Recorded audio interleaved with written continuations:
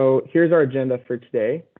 We've got Ashley Hunter-Mason from TDOT to tell us a little about the Active Transportation Counts program and how this group can be involved in that process. And then we have Josh Green from KCI to tell us about the Arthur Ave Cycle Track, which recently won a Sustainable Transportation Award from TDEC. Thank you both for joining us today. And then we'll close out the meeting with a quick update on our Bike and Pedestrian Safety Index. And we'll talk about some of the feedback you all provided. And then we'll end with some member updates. So since we last met, our Transportation Policy Board adopted the 2045 Regional Transportation Plan, of which you all contributed to through some of the bike and pedestrian elements and priority areas.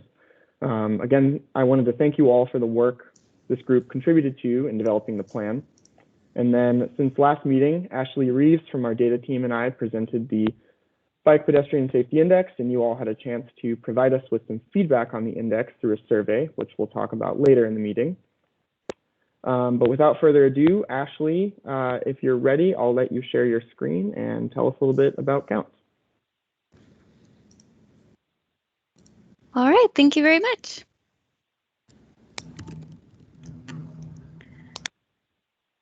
Can everyone see? Can you see the screen? Yep, looks good. All right. So I was brought on in this role as Active Transportation Counts Coordinator as a joint effort between long range planning and multimodal because they recognize the need for bicycle and pedestrian counts in the state. There was also a research project conducted by the University of Tennessee, and they interviewed MPOs across the state and came to the same conclusion that the MPOs are also looking for that kind of data. So going from there, we were trying to figure out what is the best way to get this data given the resources that we have. And from what I was looking into and talking to the other MPOs, it seemed like a good thing to pursue if TDOT would procure the equipment to conduct these counts and share the data and do data analysis, if the MPOs could maybe assist with some of that install, do some minor maintenance, and kind of most importantly, be able to determine the best locations for these counters to be placed. And this program is still waiting on some approvals for funding and things like that, but we want to try to, as we can, have the program prepared for when those approvals come through so that we can go right out and already know the locations and have everyone kind of on the same page about what the program entails. So this presentation is split into two parts, so we can definitely do some questions at the halfway point, and I'll let you know when that is. But to go right into it, the Mpo Partnership, as I was saying, is really about this sharing of available resources. And the MPOs that we've talked to have stated that, especially working with their localities or different entities, to find the best locations was really something that they would not only be able to contribute, but really want to have a say over. And then also just because, you know, you're closer to where these would be placed, some maintenance would really include just making sure nothing is blocking these counters, letting us know if a special event is occurring that might explain an anomaly in the data, and then just kind of if there's anything that needs to be checked on and things like that. And then TDOT, of course, bringing in the actual equipment and being able to share that data with everyone involved. Now, kind of the general overview of what that program would be, the program method, would be to install continuous counters that will establish the patterns of the different traffic groups, such as commuter, recreational, and mixed. So these 24/7, 365 continuous counts will establish those patterns, most importantly, and then of course collecting counts is what's going to come with that. But then the second part would be doing short duration counts, which you then can take a lot more locations, but you would be able to extrapolate those out to full year data based on those continuous counters that were installed. Well, further into the terminology, these definitions are kind of changed a bit for different programs and different states and things like that. So I just wanted to kind of define how we are going to be using them. And that would be count types versus counter types. So the count type would be continuous, as I was saying, 24/7, 365. Short duration counts are going to be for a minimum of 14 days is what is recommended for a really strong data that can be validly extrapolated out.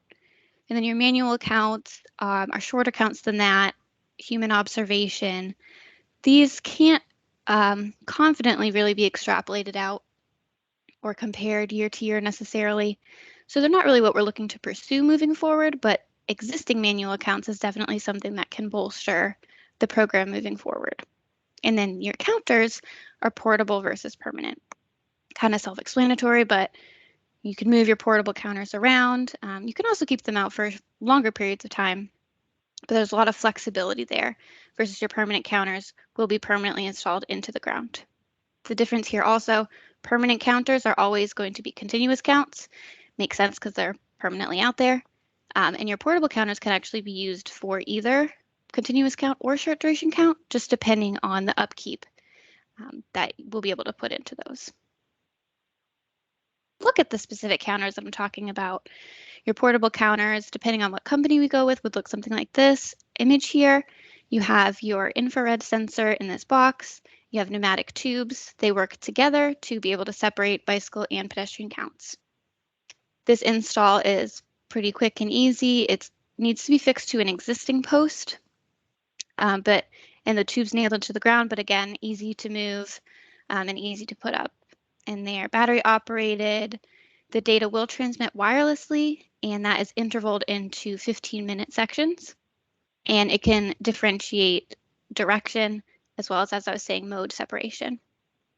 And this would be compared to permanent counters, imaged here as well. That is a more intense installation process because the post here needs to be put into the ground, and the inductive loops also would require pavement cuts.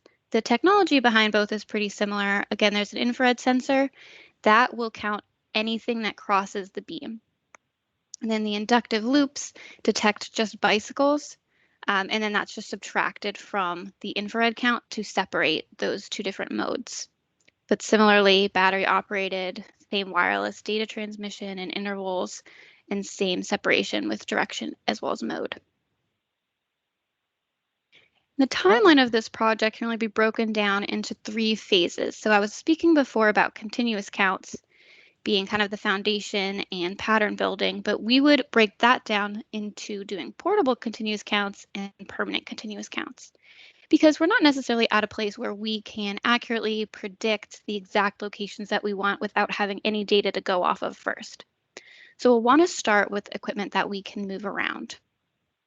And this is going to come from locations that are hopefully submitted or discussed at the MPO local level, kind of the experts on what that traffic might look like. There's going to be a hope that we can kind of predict factor groups. We would like to see 3 to 5 location per factor group. Again, that is commuter, mixed, and recreational, with the complete understanding that that is going to be an estimate as we are beginning this process. We are most likely going to start with 9 locations total per MPO, so 3 per factor group, and then going from there, seeing how many more we need to make a really reliable pattern grouping. But 3 to 5 is just what is recommended, again, because we're establishing patterns and not mass volumes at this stage, because we really need that pattern establishment in the beginning. So when we're actually going out and doing site selection, we would have those proposed locations. TDOT would be able to do some virtual site verification just to make sure that it will match the equipment needs and things like that. And then we'll do an in-person site verification before going out and doing the actual install. This is something that, I can do the install, but would like presence of, people who are involved and invested in this counter so that we all have the same institutional knowledge about what this is going to entail and what the technology actually looks like. And again, these are movable. So if we realize that the locations we selected aren't showing a good spread of 3 locations per factor group, then we would just reevaluate and maybe move those around to try to get that good variety. And then just checkups with one of the companies, at least if that's what we go with, they send an alert if there's an anomaly in the data, which could be if there was an event, so it's higher numbers than expected, or there could be something blocking the pneumatic tubes or the infrared beam, in which case we would just ask, whoever is closer to that area, maybe to just check on that or let us know what the situation may be that's causing that. And, this is same across the MPOs. I know the situation is a little different in Nashville, given that is where TDOT headquarters are, so the location isn't that different. But for anyone, I would always be available to come out if there's a bigger issue. But if that kind of initial just check on the equipment could be done by MPOs or localities or anyone involved, that would really be a great addition to the partnership. So moving from that phase, we would really want to see a year of data before committing to those locations and confirming, yes, this is where we want to see continuous counts from here on out. Then we would be able to replace those counters with permanent counters. This is something that is still malleable, still working out the details of how we might want to go about this, but we do know that if the MPO was able to arrange that install with Public Works or whoever they work with on that, to do that more intensive install, then we would be able to get those counters as soon as that 1 year mark. And now if TDOT just needs to figure out how to get those installed, it would just take a little longer because we would have to fit that into maintenance's schedule and kind of work around existing projects and things like that. And the reason that having them out earlier at that 1 year mark is good would be because you would be able to do your short duration counts right away. Because for those counts, we will be using the same portable counters that we initially had out, but since they'll be replaced by permanent counters, we don't need them for that purpose anymore, and we can do your short duration counts. I think short duration counts are more what people think when they have a counts program or want to do counts, because those aren't limited by establishing a pattern in the first place. Those are just, wherever you are looking for volume information, we can get those out in again, a much higher volume of locations, because these would be 2-week counts that you could really do before and after counts, project-based counts, or again, just your general volume counts in areas of interest. This is also something that's still malleable, still workable, figuring out who will be conducting those counts. I think there is a certain hope that TDOT may be able to take on some more dedicated staff for this project, have a similar kind of setup as our motorized count program. But it may be a situation where the MPOs or localities want to have more control over that and taking the locations out. Definitely something that we can talk about down the line and figure out what is going to be best for every kind of involved party. That's definitely been a priority of this program as a whole, is making sure that the differences between the MPOs and their needs are also addressed, and we can figure out what's really going to work based on the resources and needs and things like that. But that's the general idea of what that phase would be: short duration counts in any location that you would be looking to collect. So that was basically the overview of the program as a whole. Before I dive into the site selection specifics, are there any questions?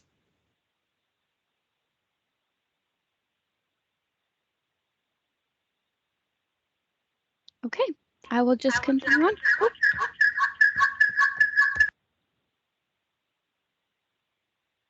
All right, I'll keep going. So the site selection, this phase is specifically for portable counters, again being used for continuous counts, but they will be replaced down the line. But this initial phase, this is the equipment, the same information from the other slide, but just a reminder, this is what we are referring to. The factor groups that I was talking about before, commuter, mixed, and recreational, just to go a bit more into detail about why these are so important, is that you need to be able to have established pattern groups for comparison when you collect your short duration count. So let's say you have 2 weeks of a count that shows your pretty standard, higher volume in the morning, higher volume early evening kind of situation, typically referred to as your commuter factor group.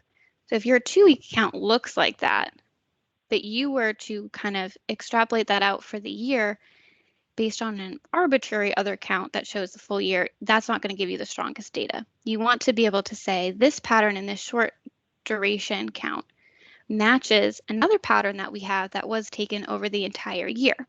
So what we now can do is take this short duration, match it up to that full year commuter count, and match those up and give a good estimate of what that location would have looked like if we had a counter out for the full year.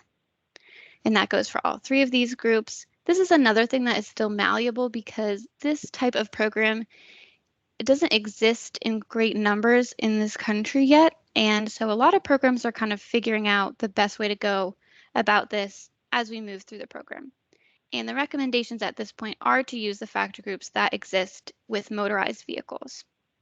We're very open to the idea that as we collect data, we might find that there are different factor groups that are more specific to bicycle and pedestrian usage, but we do need to start somewhere, and I think this is a good jumping off point. Commuter in itself may have a different definition as well for what pedestrian and bicycle use may be, because that could also include people, walking from parking garages and things like that, not necessarily the entire route to work and things like that. So still malleable, but that would be what we would be looking for in the beginning. And this diagram is kind of your quick way to determine your best estimate for which factor group the location that you're looking at might fall into. This is going to be knowledge that you will know, more than TDOT could come in and know. So it would be really great to have that insight when choosing your locations to know maybe what a good variety of these three factor groups might look like. So when we're talking about the actual equipment and location needs, we again need an existing post to fix these counters to. That diameter needs to be 2 inches to 8 inches. And the infrared range is 15 feet. Again, these are estimates based on one company that we've been working with, but we have not established exactly which company we're working with. So this might change as well, but this is probably a good standard to start looking at locations with. That range is important because we don't want the beam picking up any other kind of information other than the pedestrian or bicyclist passing by. So we would want that 15 feet to have a backboard of sorts to hit against at some point. If we're talking about an urban area, or if we're talking about a greenway or something like that, we would just want the foliage to be that far away to have nothing else kind of interfering. And when I'm talking about a backboard of sorts, that would need to be a solid wall compared to, windows we can't use. You can't have doors interfering. You can't have heat sources. Those will all mess with the infrared beam because of reflection, because of doors moving, and because the sensor is heat-based. We also need them to be facing inwards towards the sidewalk and cannot face out where they would also be collecting traffic. So this would require the existing post to be on the curb side of the sidewalk. This one can get a little tricky, but unfortunately, that is one of the restrictions of this equipment because it will count anything that's moving by it and it will be interfered if it's facing towards traffic. The beam also needs to be perpendicular to the flow of traffic as well as the ground, meaning we just can't tilt or angle it if the backboard, as I'm saying, isn't quite in the right place. That could cause some issues tilting or angling it, so we wouldn't want to do that. The tubes also can be placed in a bike lane, on a sidewalk, or across the greenway, but they need to be across a flat and straight surface. And then another thing to remember when picking these locations is that eventually we do want to replace them with permanent counters. So it would be good to keep in mind where that eventual permanent counter may be able to be installed. Obviously, it can't be put in the exact same place because there's already an existing post in the locations that we would be choosing. So we would just want kind of back of mind to have another location that is close enough that you don't expect the pattern to be different, but far enough away that, you're in an area that you actually can place the post. But same kind of restrictions about that beam needing something to be backboarding against and not have any other interference. These are some examples, what I was saying, of where you couldn't place it. On the left here, you can't have it facing foliage like that. Any movement of that tree in the breeze is going to trigger that beam to collect a count. Second here, can't face vehicular traffic, which would be the only option for this existing post to also collect that sidewalk, but this is an arrangement that will not work. And then on the right here, you cannot have that beam going into that window because that reflection or going through the window is going to cause the beam again to not correctly conduct those counts.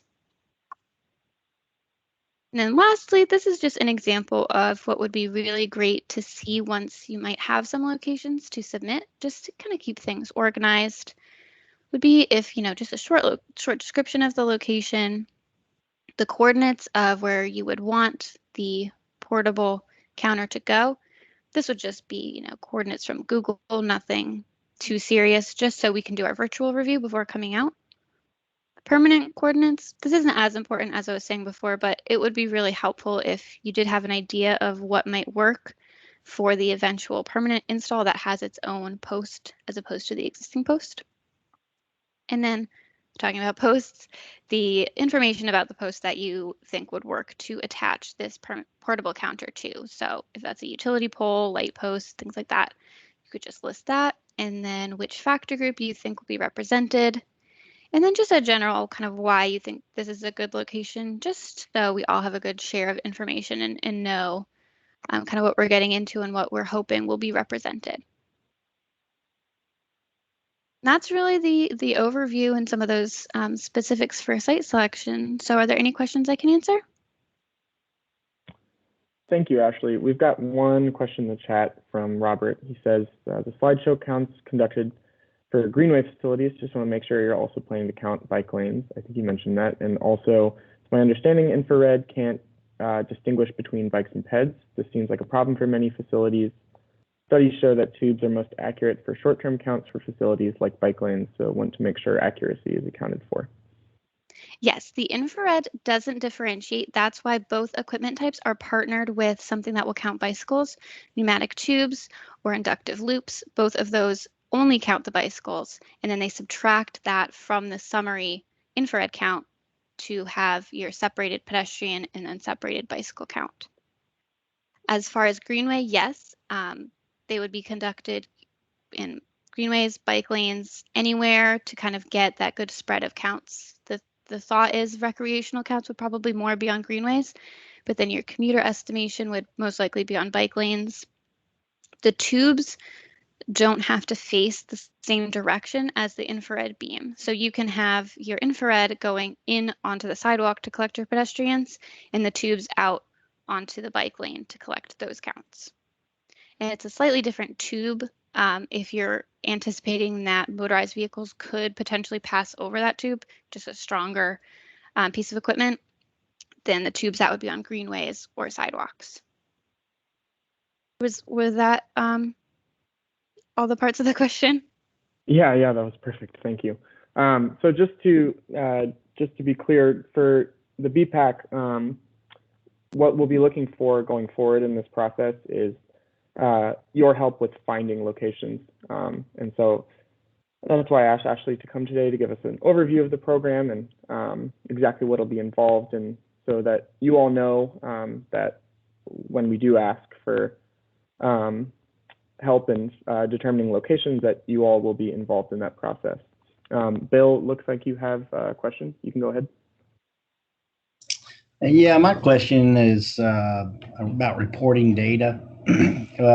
Obviously, in the winter months, you're probably going to get less bike and ped traffic. And then, of course, in the spring months and summer and so forth, you're likely to get a large amount. So how would the counts be adjusted for seasonal aspects and or weather, for that matter, individual days of weather? I mean, rainy day, for example, you're not going to get much probably. And nice, warm, sunny day with low humidity, you might get a whole lot. So yeah, that really plays into the importance of having continuous counts before we do short duration, because we would use the same year of data to factor out those short duration counts. So that would take in the patterns that we saw over the year on which days were rainy, which months had a higher volume. That's why we have the continuous count. So we get the full year of that pattern. and then your short duration counts. The way that we do it for motorized counts at TDOT is that at the end of the year, you would then factor your short duration for the correct year's data. But in the meantime, you use the prior year to give you an estimate. So we would do something similar to that. And then being able to, same year that you took the short duration count, use the same year of continuous patterns against that. This is another reason that we're separating by MPO for these programs, so that we don't have to estimate weather as much across factor groups because they will be located so close to each other. But if we look at the data and realize that we maybe need some additional cleaning, we do have some research on that to turn to, and things like that. But the goal is that having the continuous counters would pick up all of those weather patterns and month volumes and things like that.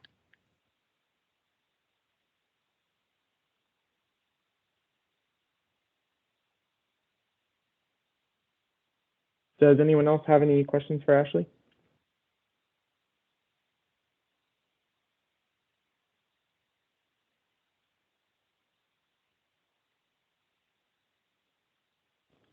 All right, well, we appreciate you presenting to us today, Ashley. That was really helpful. And for the rest of the group, stay tuned for more information on this.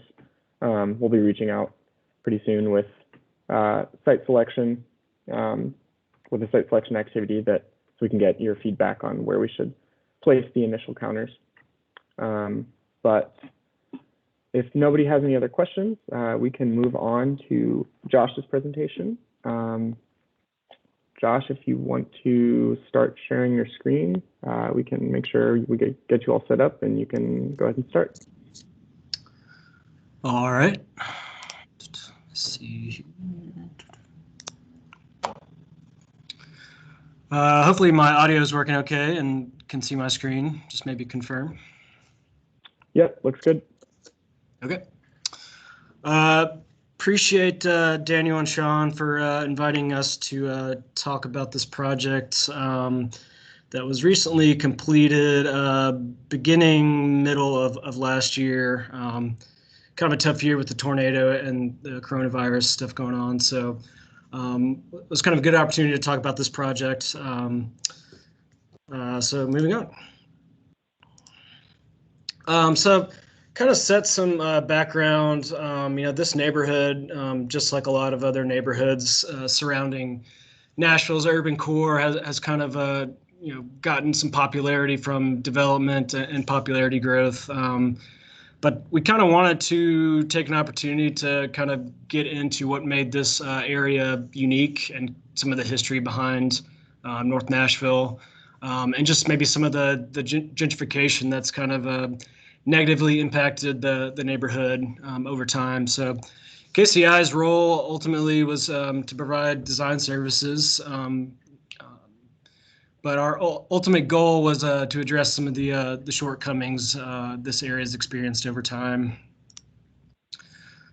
So first off, kind of understand a little bit of history of this neighborhood and kind of how some of the city's actions and decisions over time have shaped this community. So highlighting some of the larger issues here, you all have probably seen some rendition of this map. Like a lot of other Black communities around the country in the 1930s, North Nashville was subject to segregated housing policies that became known as redlining. And these security maps shown here were adopted by the FHA, Federal Housing Administration, that color-coded various urban neighborhoods, with the red areas from the term redlining representing areas that were deemed too hazardous for lending.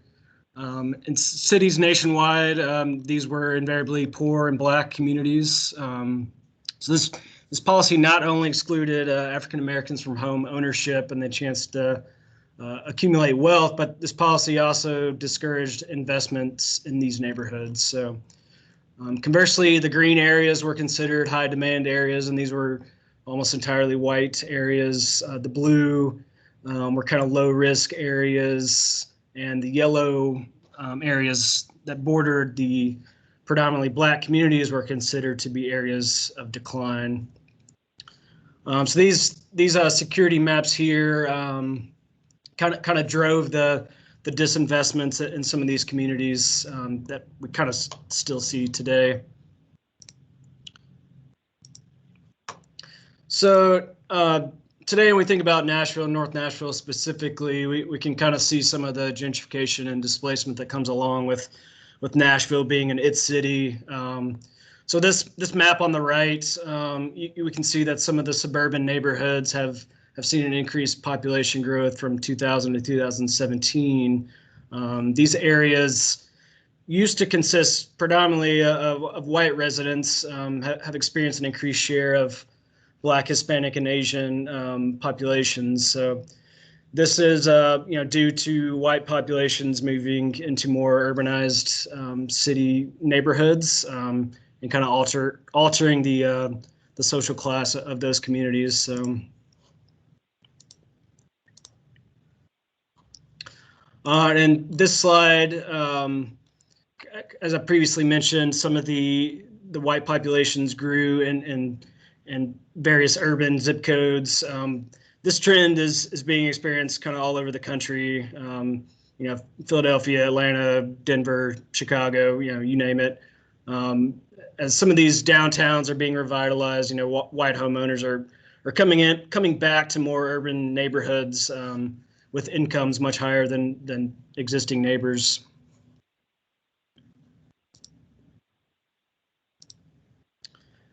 And so this demographic transition is observable to the map on the left, and it kind of shows some of the changes in the Black population between 2010 and 2017. Some of the neighborhoods that experienced the largest decline in African American populations are in North Nashville, East Nashville, West Nashville, South Nashville. So all of these areas have kind of experienced increased rates of development and transportation investments that are maybe unequal to other parts of the city.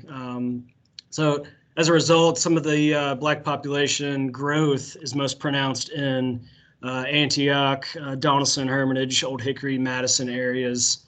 And kind of as we know through Walk Bike Nashville's undertaking, we know that as low-income residents become displaced in suburban communities, these communities aren't necessarily equipped with the same range of services that are provided in more urbanized neighborhoods. Lack of sidewalk, lack of transit is a common theme in Nashville. So it's really no coincidence to see the pedestrian fatalities kind of grow throughout our city, unfortunately. And so with this lack of access, we can kind of correlate, the pedestrian fatality rate increasing.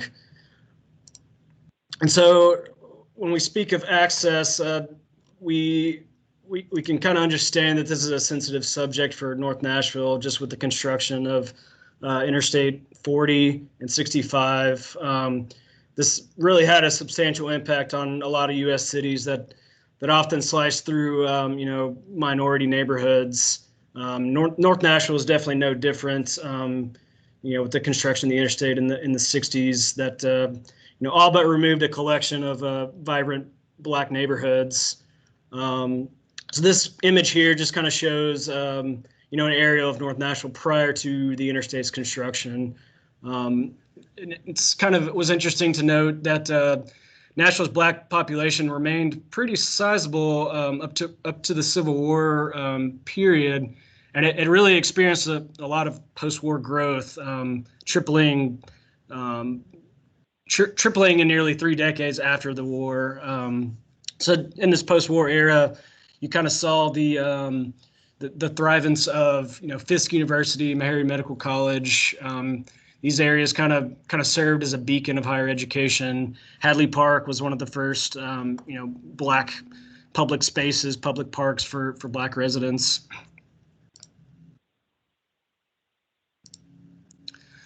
And so during the first half of the 20th century, North Nashville really kind of cemented itself as a center of Black culture and commerce in Nashville. And Jefferson Street is one of the more notable locations. It really became a music mecca in the city, and was literally a conduit for the civil rights movement in Nashville in the 60s. And so with the construction of the interstate as we know it today, some of the planning efforts in the mid-50s sort of proposed various alternatives to the alignment. So soon after kind of assessing various alternatives, this route here was shown to be the most desirable due to some of the ability to combine funding with various urban renewal projects.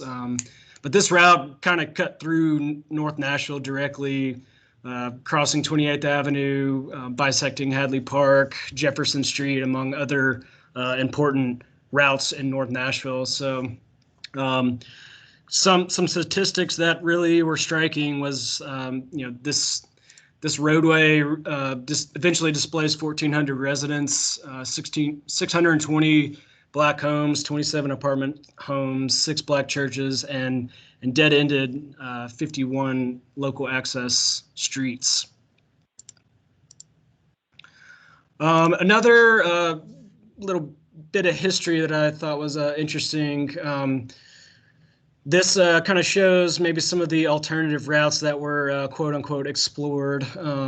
So a more direct east-west route, shown in the yellow highlight here, would have kind of followed closely along Charlotte Avenue today, and kind of allowed, a more compact interstate network here. But this was deemed not desirable by the state and engineers and planners that were in charge of this, because it came far too close to various white enclaves such as Belmead, Vanderbilt, Centennial Park. So it really, this was seen as a non-desirable route, and eventually the highlighted red section was chosen to further demarcate, white neighborhoods versus Black neighborhoods. So the lines drawn in red are kind of the only direct routes underneath or over the interstate today, which is pretty striking from the earlier picture I showed. And so always find drone photography, kind of gives you a little different perspective of kind of some of our street networks today. And so this is Arthur Avenue here that kind of cuts, you're looking south towards downtown. You can really see how the interstate really just bisected this neighborhood. This is another image here, looking more west. You can really see the expansive space that this interchange, really wedges in between these communities here. So Arthur Avenue was really one of a critical north-south route into and out of downtown, with D.B. Todd, Ed Temple, 28th Avenue being some of the others.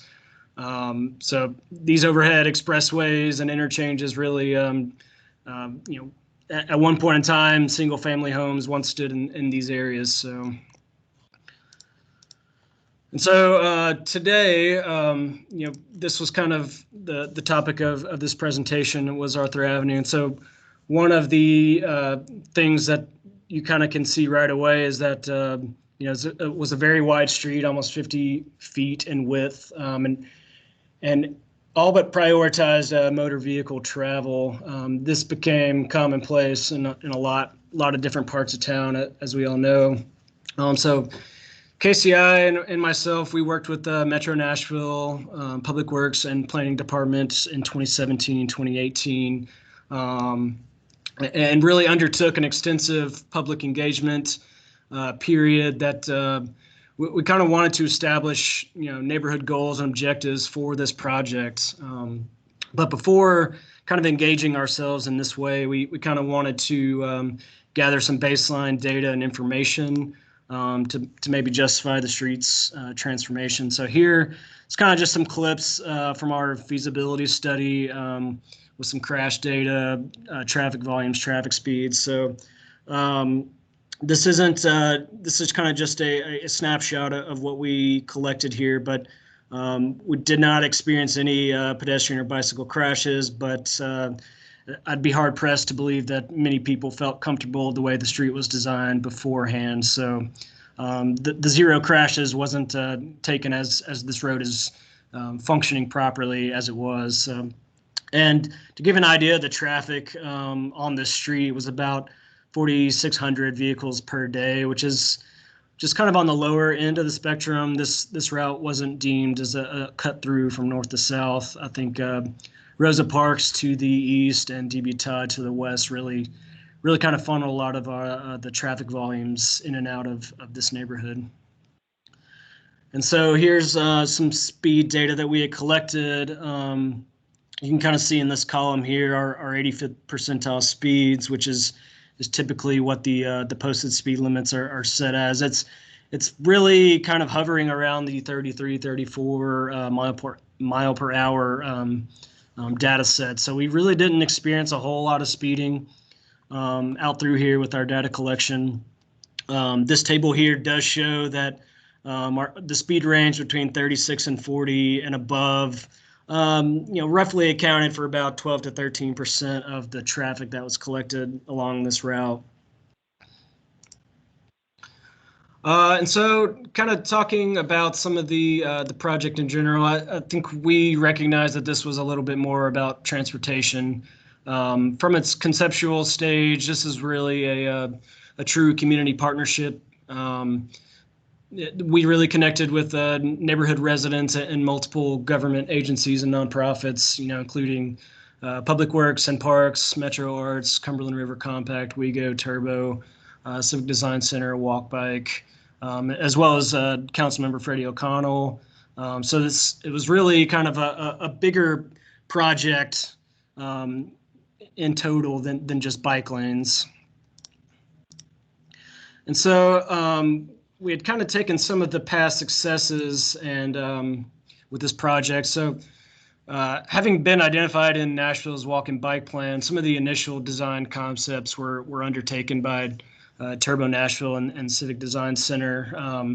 So this picture here kind of shows a concept design at the northern terminus of the street here that maybe looked at reallocating some space for pedestrians and kind of gave the neighborhood a vision of kind of what small changes like this could lead to in the future. And so Turbo Nashville really strived to implement some tactical urbanism and kind of set the frame for addressing some of the important pedestrian and bicycle needs in this area.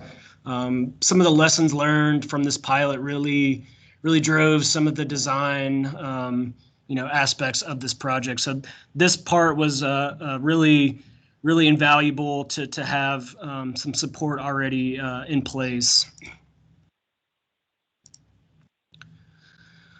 And so just to get a little bit into kind of the process that we undertook when planning this project and designing this project, so we kind of adhere to the resources that we had at our disposal. One of the ones here is the Federal Highway Administration's separated bike lane planning and design guidelines that lay out kind of 6 key topics that we kind of wanted to focus on. Creating a network. The North Nashville Bikeway Project was really about creating a network within itself. And so along with the network comes your safety benefits.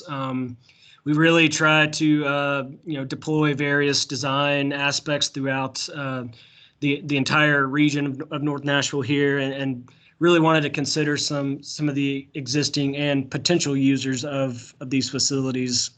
And of course, I think most importantly was gaining some of the local support, and this kind of sets the bar for the way that projects are going to be successful or not. And of course, we wanted to touch on the equity aspect of kind of reinvesting in this neighborhood.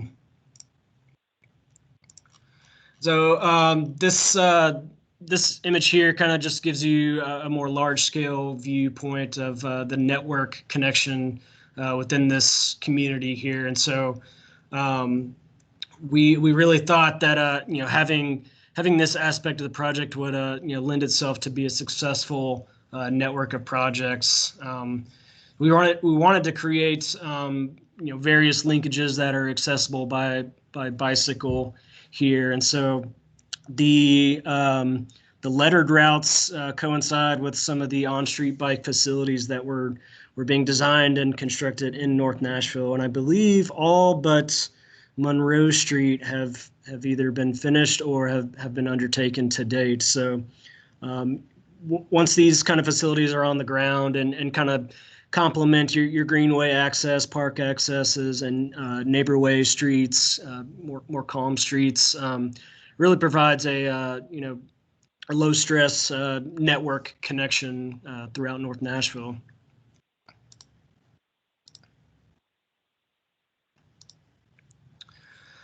Some of the safety benefits that we really went into with the public meetings, we kind of gave the community an opportunity to tell us what they wanted. And so 3 of the biggest things that we noticed on Arthur Avenue specifically was slower traffic, safer crossings, the beautification aspect, and greater separation for bikes and pedestrians. So this kind of aligned with our goals and coming into this project, and really wanted to create an all ages, all abilities type of facility. So this is kind of just a snapshot of one of the community brochures that we distributed out in the North Nashville projects. And as you can see, even on some of the other projects in the area, had some of the same priorities for slower traffic, safer crossings, beautification, and on-street bike facilities. So that kind of allowed us to maybe take a larger look at how we can make safer and better connections all the way around. And getting into some of the design flexibility, these are some snapshots of some of the design improvements that we could implement on the street. We looked at various intersection improvement options, curb extensions, and various unsignalized improvements here, such as pedestrian refuge, more actuated signage, warning signage for safer crossings, as well as the opportunity to provide some local flavor to the streets, some art that we really wanted to incorporate and as best as we could. And so one of the things that we felt was really important too was considering some of the potential users given the context of the street. And so Walk Bike Nashville has done a really great job kind of engaging the community in the past, and so we kind of fed on some of that momentum to really gain some local support with some of this stuff. And so, having local support in this area was really key because, change in North Nashville, it never comes easy when we're envisioning taking these pilot projects and making them permanent. So really wanted to make sure that, all the community members had a hand in the outcome of this corridor. So we did provide 2 open house design sessions for each project. And we had some tremendous groundwork that was conducted by community residents themselves. Simone Boyd, who's pictured in the center of this photograph here, really helped to ensure that some of the original residents in the area were included in this conversation. So despite focusing on some of the bike and pedestrian needs, our conversations ultimately came back to a couple primary topics, poor infrastructure, the need for maintenance and beautification, and kind of bringing back some of the glory days before the construction of the interstate. And so KCI and myself, our intent was to originally provide kind of the best design for the street, but having discussions with people within the community was very grounding and provided an important perspective, and understanding of how hesitant maybe some of these residents were to, introducing new transportation ideas to their neighborhood. So in that sense, like I mentioned before, Arthur Avenue really was, about more than a transportation project. So we really wanted to give residents a voice in kind of what, how the street was going to be transformed. And so we worked with other nonprofit and government agencies such as Cumberland River Compact and WeGo that provided some valuable input on making sure this corridor was inclusive for everyone. And so this snapshot here was I thought was kind of cool because we kind of posed the question of what was North Nashville, what is it today, and what are you wanting to see? And so this kind of set the frame for coming into this project here. Okay, and so getting into a little more of the design decisions that were made at the front end of this project. And so one of the things that we wanted to focus on was making this an all ages and ability type of facility. This considers various factors such as speeds, volumes, the use of the street, perceived bicycle stress. This kind of allowed us to combine some various tools to look at the best option for this street for children, senior citizens, bike share users, people with disabilities. These were all the target all ages and abilities user that we really wanted to focus on. And so we presented various options and got a resounding positive outcome of option 2 here, which is kind of what you see today.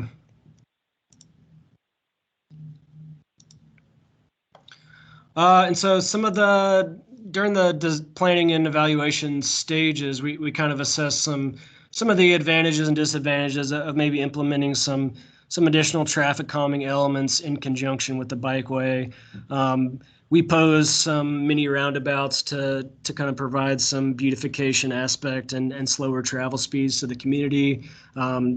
This did not take hold and didn't really align with the layout of kind of how the cycle track would work. So this kind of allowed us to install a facility that didn't really require a lot of right-of-way. We did have to construct some additional curb ramps and pedestrian crossing locations along the corridor. So the street really allowed us some wiggle room here because as you know, it was very wide. 50 feet is very wide for a two-way street. So this is pretty commonplace throughout the entire city. So it really allowed us to kind of do a lot of things on the ground.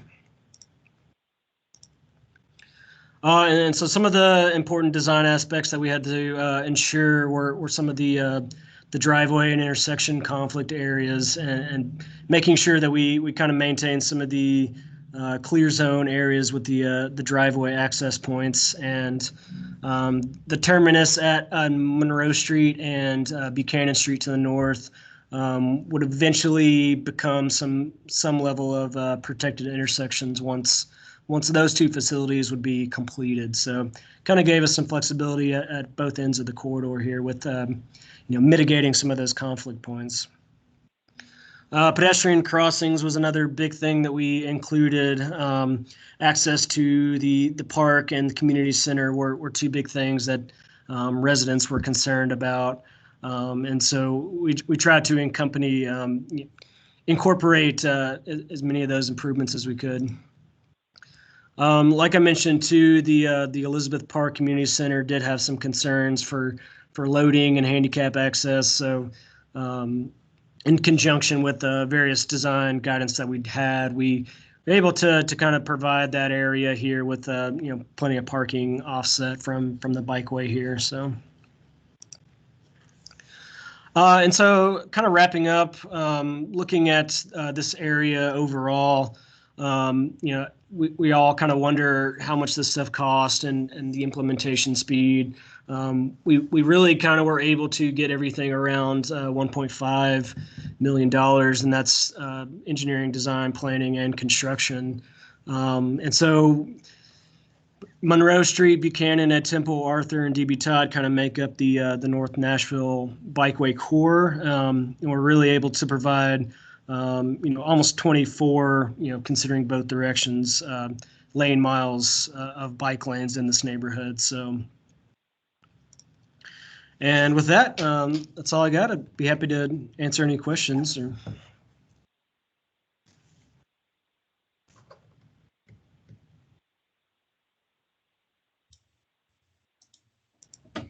I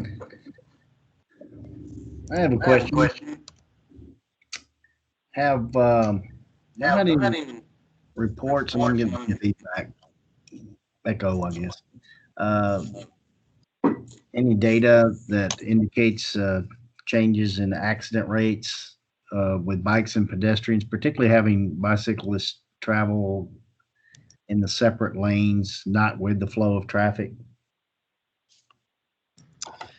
Yes, this particular design really kind of introduces that the contraflow movement, bikes traveling in the opposite direction that vehicle traffic is expecting. So these aren't as big an issue on corridors such as Arthur Avenue that don't have signalized intersections, but when we introduce some of the signal operations on various routes, then that's where we kind of can get into some issues with seeing some increased conflict areas and increased crashes. So fortunately, this area, Arthur Avenue, 51st Avenue in the Nations was another route that we didn't expect a whole lot of issues with that contraflow movement without the signalized intersections.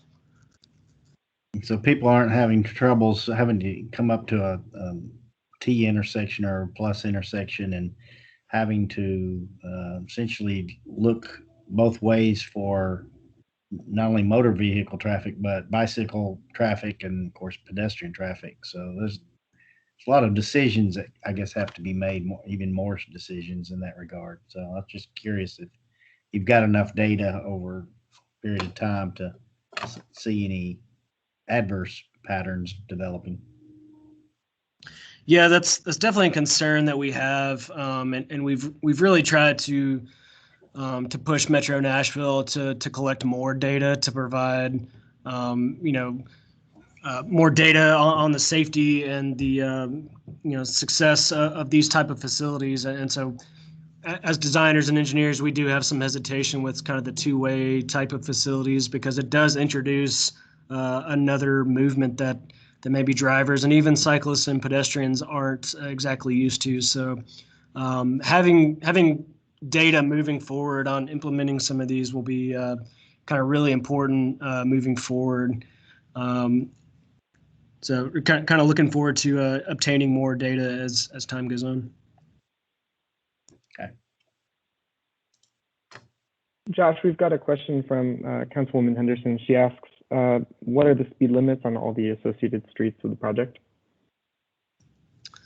They're going to vary. I believe Arthur was 30 miles an hour. Monroe Street, maybe 30 as well. Your higher speed corridors are going to be 28th Avenue, Ed Temple, GB Todd. Those three facilities were definitely the higher speed corridors and probably 40 to 45, but these are the more conventional buffer separated bike lanes on Ed Temple, 28th Avenue, and DB Todd.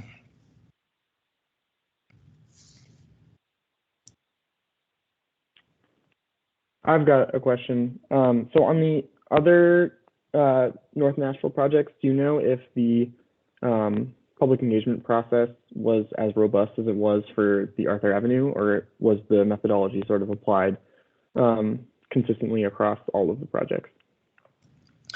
Yeah, we kind of went into each one focusing on individual corridors. So in the Arthur Avenue, for example, we looked at Buchanan and Arthur and Monroe all together since those kind of served as intersecting routes. And so we had, I believe, 4 to 5 different meetings kind of highlighting those. We had some other meetings that looked at Ed Temple and 28th Avenue. So we kind of incorporated what I presented in every community session that we had. So we tried to focus it more on the connection aspect. Gotcha. So does anyone else have any other questions?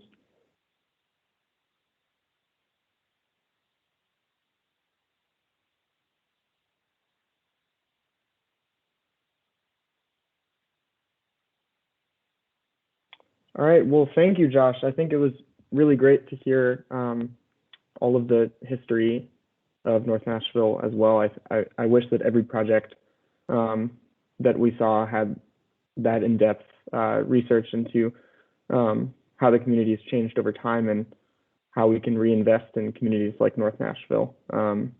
So thank you for joining us and presenting. And unless anyone else has any questions, I'll go ahead and pull up the slides and we'll continue on.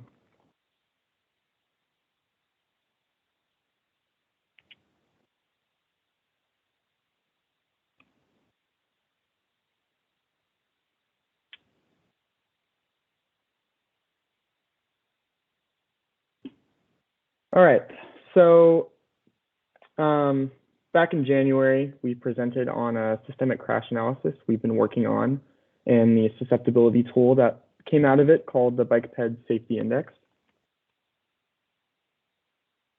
And we showed you what risk factors we looked at in terms of how existing infrastructure, roadway conditions, demographic information, and bike and pedestrian attractions contribute to the susceptibility of an area for bike-ped users, which we grouped into factor groups, built environment, destinations, and behavior. So those are those that you see on the screen. And then we showed you the index, which shows us not only where these factors contribute to an area being already unsafe for bike-ped users or with prior crash history, but also areas that share those same unsafe conditions and common factors across the region, but may not have had crashes yet. So in the survey we sent out, we asked you to tell us which factors in the index were more important than others, and these are those factors. So thank you to those of you who completed the survey. So as you can see, speed limit was our most important factor, with 7 priority votes, with number of lanes, vulnerable populations, traffic volume, and proximity to transit stops as the next most important.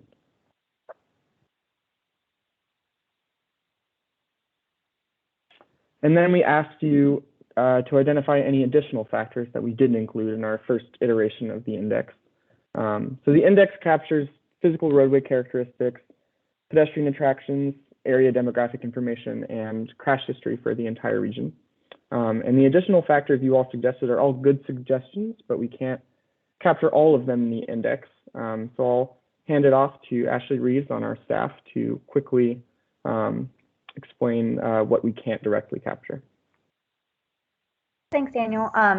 Yeah, I just want to speak a little bit to what we can't directly capture in the index. Some people had mentioned proximity to locations with liquor and beer licenses.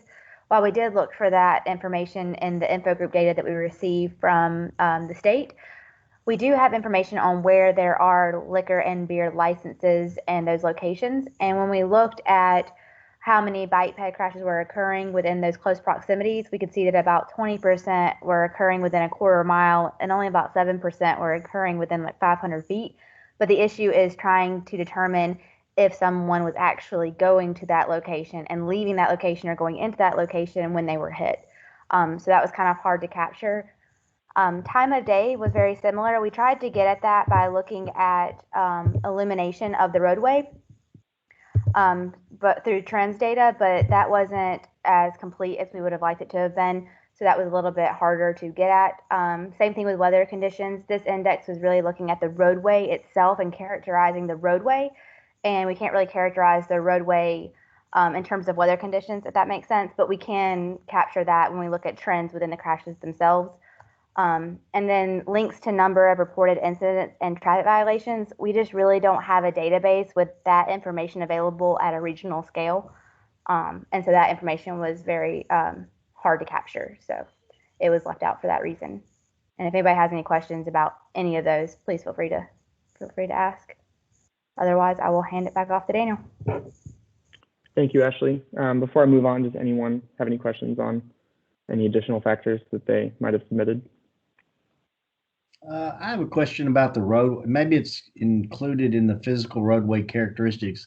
Does that address maintenance and debris in the roads, glass, rocks, a variety of things that can hamper safe or direct travel? by a pedestrian or bicyclist? The crash database itself will tell us, if a driver has hit an object or if there was something like that in the location. But for the index itself, we were trying to characterize the actual physical roadway. So we couldn't tie those sorts of things to the roadway itself to see if whether or not that roadway was going to be susceptible to car crashes. So I don't think that information is as easily available, unfortunately.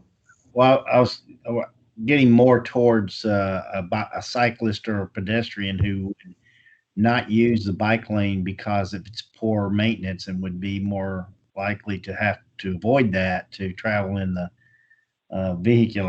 motor vehicle lane. Yeah, no, we don't have a way to capture that at a regional scale, I wouldn't think. Okay. Unfortunately. Good question, though. Thank you. Any other questions for Ashley?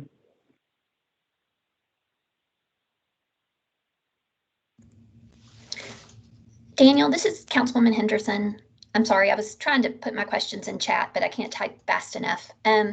I did want to follow up on the maintenance question, and I understand kind of at the regional level, locally in Nashville, we have kind of our hub database for people to input about, bike lanes, gravel, debris. I think that's one of the primary reasons affecting, hesitancy to utilize this. And so I just wondered, is there, I get a lot of complaints from constituency about, TDOT roadways, intersections with interstate on-ramps and off-ramps that are full of gravel and trash. And so I just wonder, how does TDOT capture that data? And so when we say we can't quantify kind of at a regional level where this is a problem, why is that, please? Thank you. Hey, Councilwoman Henderson, this is Ian from TDOT. It's a great point. That question will probably be best handled by our beautification office. That's Denise Baker, and I'm making a note here to follow up with her. But I do know that the beautification office has certain programs and initiatives that they have for implementing, sweeping roadways, taking note of hotspot areas that, have larger trash buildups and things of that nature. And so I can't speak to exactly what the data is, but I know that it exists. And so I will just follow up with you and the rest of the folks on the call and you too, Bill, for the roadways that TDOT is responsible for. It would only be the state routes and on-ramps to interstates that would be our jurisdiction. And of course, we partner with Metro for the roads that serve kind of both. So that is the info I have at this time. Great, thank you, Ian. Thank you, Ian, and thank you, Angie, for that question. All right, well, I'm going to move on. So then we asked you all in the survey how you would use the index. We grouped your responses by which of the 6 E's of active transportation they fit into. So we heard that you would use it for targeting traffic safety enforcement projects and programs. So we put that in enforcement. In terms of evaluation, this is sort of where I think GNRC fits in, as well as local governments, identifying and prioritizing areas to target for bike and pedestrian safety improvements using the tool. And then in terms of equity, serving as a resource tool for community members to advocate for new policies or investments in their communities. And in terms of engineering, informing project design and bike and pedestrian accommodations. And then education, hopefully we can use this to inform the public and decision makers, whether it's internally at GNRC or externally, about what issues are brought up by the index and what areas we need to prioritize in terms of investment in bike ped safety improvements. So in terms of next steps for the index, a few of us at GNRC recently attended the kickoff meeting for Metro Nashville's Vision Zero plan, which a few of people on this call were also on, which we hope will be able to plug the index and some of our crash analysis into. And then discussions have also kicked off for the Urban Transportation Planning Grant, which for our region was awarded to the Sumner County Bike and Pedestrian Master Plan, which Bill is working on. And since we have index data on Sumner County, we think maybe that analysis can be available for that plan to prioritize areas for safety improvements. And then on GNRC's side, we hope to use the index for evaluation purposes in our upcoming Active Transportation Program grant opportunity, which Anna will tell you a little bit about in a sec, as well as plugging into TDOT's road safety audit process and doing some regional analysis on some of those locations going forward. So from the feedback so far, it looks like you all are generally pleased with how the index turned out, but I'll pause here for any questions or final concerns on the index.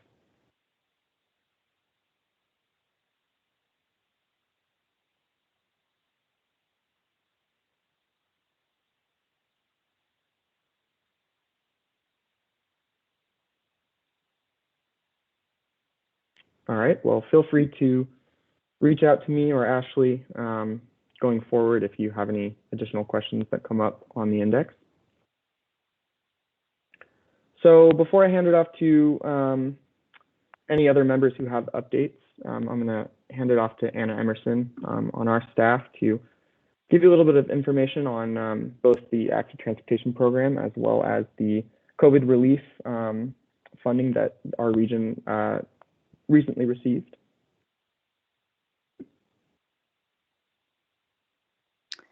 Thanks so much, Daniel, and hello, BPAC members. Just wanted to make you guys aware of some upcoming funding opportunities that are likely to benefit projects in the bike ped arena.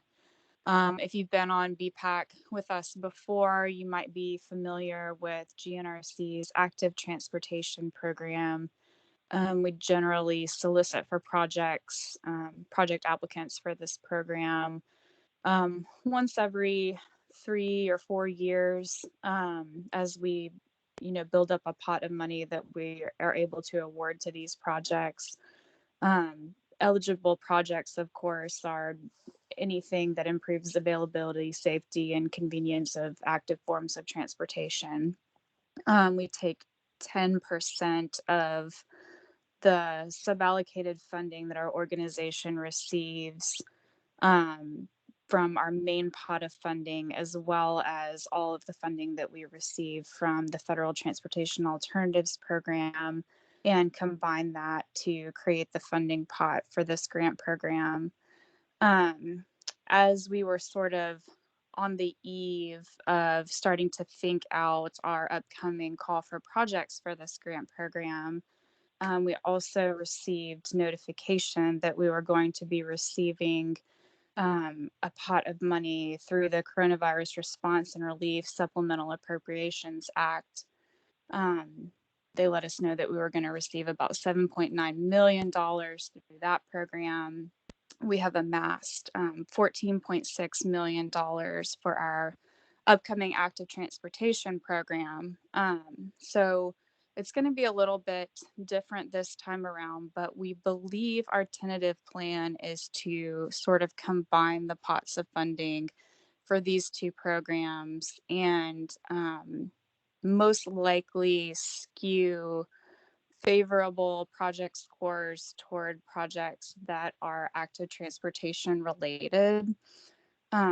We put out a survey to our members to gauge interest in the types of projects that we might be able to fund with these two pots of money. And Daniel's going to talk to you guys a little bit more on that survey and how that worked out. But we just wanted to let everyone know that a call for projects for our membership is likely to be announced soon. We're still hashing out the details, so it's a little bit of a hurry up and wait situation, but these funds do have an expiration date associated with them, so you can probably expect in the next couple of months to be hearing some more information on this. And of course, we are going to want to engage BPAC in terms of getting some feedback and probably some rankings for these projects once we have applications submitted. And Daniel, I'll turn it back over to you to talk about the survey that we sent out to our membership. Thank you, Anna. So we sent this survey out to our Transportation Coordinating Committee, as well as our Transportation Policy Board. And good news for Bike Ped, we heard back that 100% of the respondents rated roadway safety improvements as a higher priority, and then transportation technology upgrades as almost everyone rated that as a higher priority. And then the majority of people rated sidewalk connectivity and other pedestrian improvements. And then 71% for ADA related improvements and 43% for transit improvements. So we hope that, and that was sort of what led us to conversations about combining the COVID relief funding and the active transportation program so that we can just have a bigger pot of money for these improvements because we know that they're needed. So just a quick update for you all. Expect a call for projects soon for those. And let us know if you have any questions. Quick plug real quick. I sent out an announcement for our safe transportation for every pedestrian, which we're partnering with FHWA and VHB, their consultant on. So that'll be on April 27th and 28th. Please let me know if you didn't receive the announcement. It has a registration link in it. I think we already have almost 20 people registered. So in that, we'll be going into some of the pedestrian safety trends in our region, as well as some safety countermeasures that we can implement on certain locations that we'll be diving into. But with that, does any of the BPAC members have any updates on things they're working on? Nora, I know that Walk Bikes Tour de Nash Ride, the early bird registration is open. So if you want to mention a little bit about that, feel free to.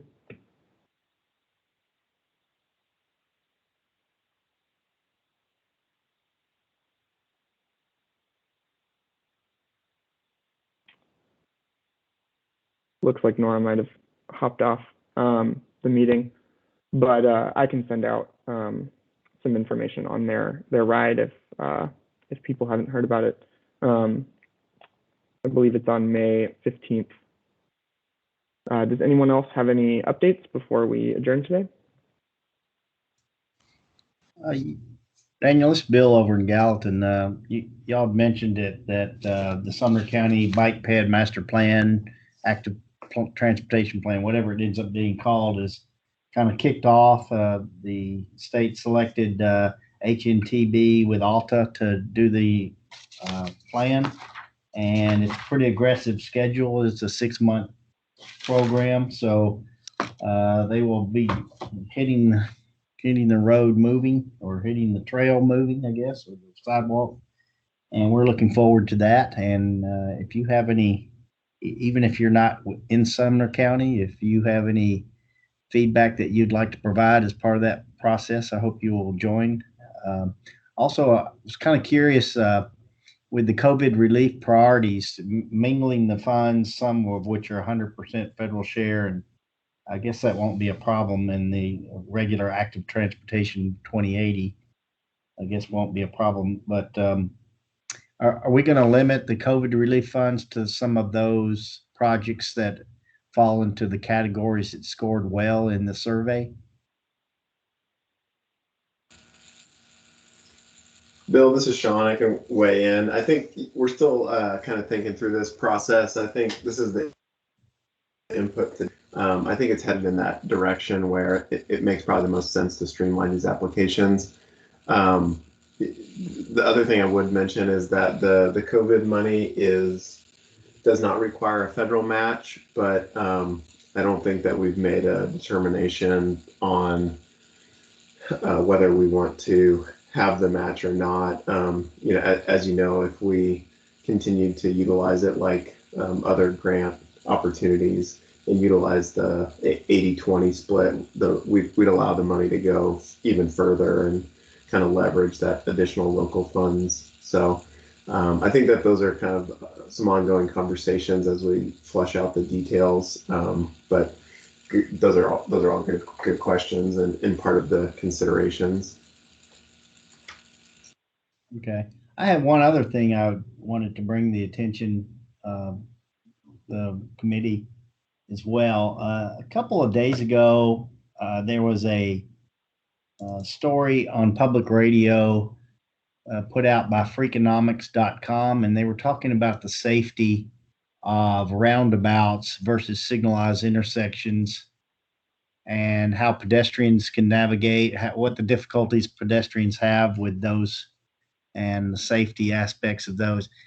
I think it's a very good presentation. It had some interviews as well. And that's available. I can make that available to the MPO staff, and I guess they can send it out if they would like to. But it's something, traffic operations are really I think the wave of the future in trying to leverage transportation dollars, both bike, ped, sidewalk, and motor vehicle, to try to leverage our limited transportation funds to reduce congestion. And I think you'll get a lot out of it if you watch this presentation, or listen to it, I should say. And so I'll forward that on, and hopefully there'll be some interest, and that may garner some interest. It might give people ideas about some projects to submit with this funding cycle. Thanks, Bill. I think Sean just dropped in the link to that in the chat, and I'll also send it out in a follow-up email to this group. So thank you. Councilman Henderson, it looks like you have your hand up. Thank you. I just wanted to share briefly that on Tuesday of last week, Nashville kicked off the implementation of our 25-mile-per-hour change. So the default speed for all our neighborhood classified streets in the urban services district of Davidson County will now transition to 25 miles per hour.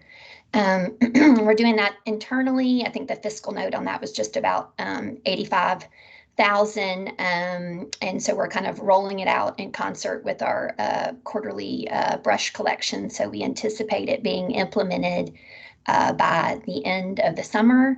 I wanted to share also that in our most recent capital spending plan, we had increased funding for traffic calming.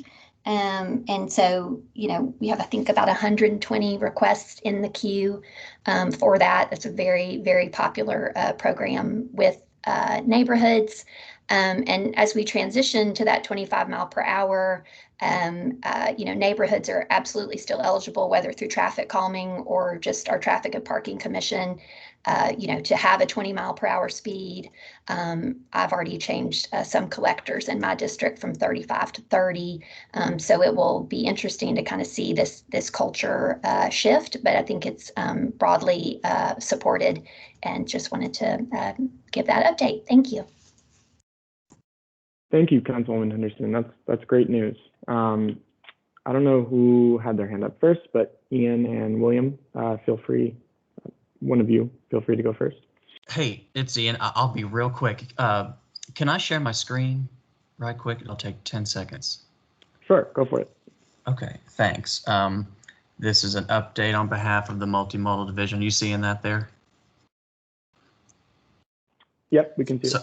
Great. So our multimodal division has opened up the 30-day comment period for our statewide active transportation plan. And I'm going to drop this link in the chat, of course, but this is what it's going to look like when you go there to our website. There is an option down here to fill out a comment form that will go straight to our multimodal folks. And then the plan can be found by going to this link. And then when you click that, you'll be able to see the full draft of the plan. So take a look at that and give us your comments. And we're asking that the deadline for the comment period will be April 23rd. So if you have any more questions about that, feel free to let me know. But that is all I got. Thanks so much. Thank you, Ian. William, do you want to go next? And then Angie, I see you have your hand up as well. Just wanted to let everyone know we launched the Walk Across Wilson in conjunction with Vanderbilt Hospital and the Wilson County Health Department on March 28th. It's a 4-week program that encourages the citizens and community representatives to exercise, get active for 4 weeks. And this also gives us an opportunity to highlight our greenway, sidewalk, and bike lane initiatives that have been a result of the grants through your support.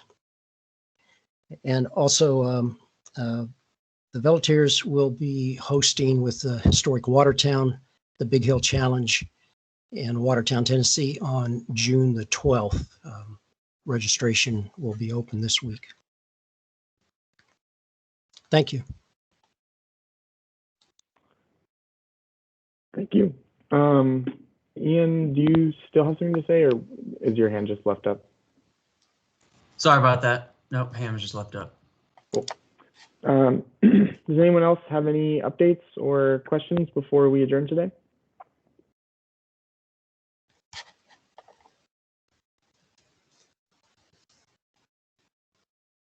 All right. Well, again, appreciate our two presenters for joining us today and presenting some awesome presentations.